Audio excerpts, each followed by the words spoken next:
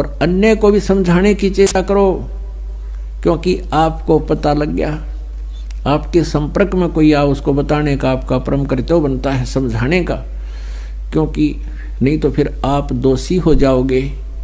क्योंकि हम सभी एक ही परमात्मा की संतान हैं और हम भी उसी स्थिति में थे पहले, जब तक हमें ज्ञान नहीं हुआ। और फिर ये साधना ना मिलने से, ये भक्ति ना मिलने से, परमेश्वर की शरण ना मिलने से हमारे ऊपर कितनी आपदाएं आनी थी, उससे भी आप परिचित हो जाओगे।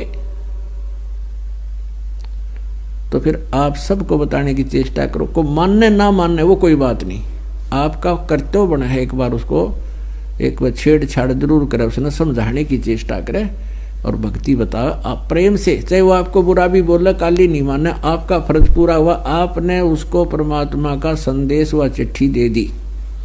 अब वो माने ना माने वो फिर खुद जिम्मेवार है।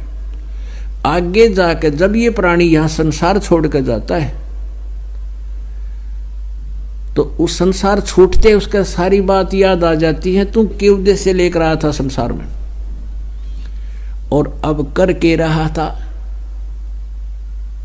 अब धर्मराज के यानी न्यायाधीश के पास जाकर तो उसको खड़ा कर दिया जाता है।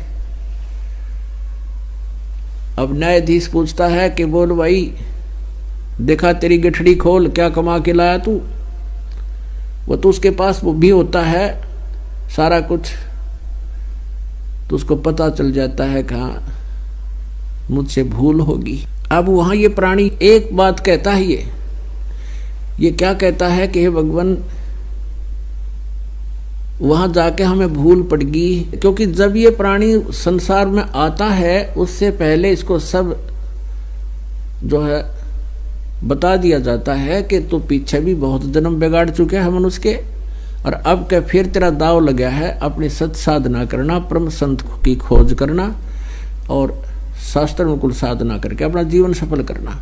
तो ये यही सोच कर आता है, माँ के गर्भ में भी इसको याद रहती है, हे भगवान इनका गलती बनी सो बनी, आगे कभी गलती नहीं करूंगा, आपकी भक्ति करूंगा, एक बार मुझे इस गंध से निकाल दो, माँ के गर्भ से बाहर कर दो।